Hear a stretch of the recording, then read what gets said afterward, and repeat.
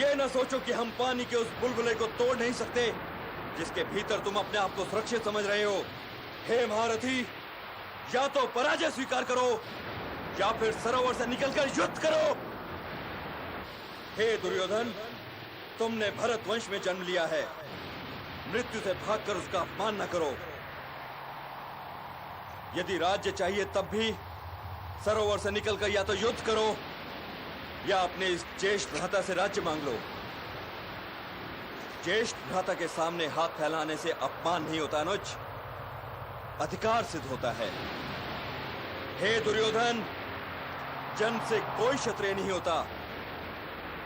क्षत्रिय तो केवल वो है जो अपने कर्म द्वारा यह सिद्ध कर सके कि वो क्षत्रिय है।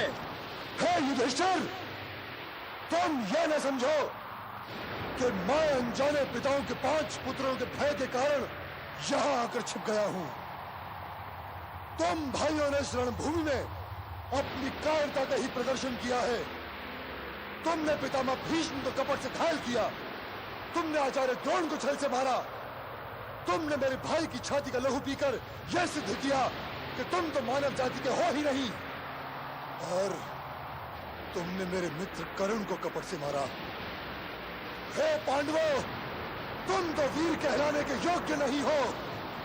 अरे कायरों, तुम तो माता कुंती की कोख का पान हो। तुम सबों के प्रति घृणा की ताप से मेरा अंग अंग जल रहा है, और इसी अग्नि को ठंडा करने के लिए मैं जल में उतर आया था।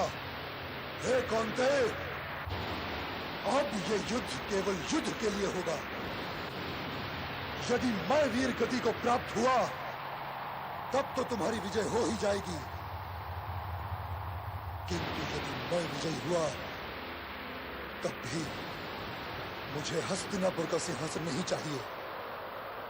अब मैं हस्तिनापुर का सिंहासन लेकर क्या करूंगा?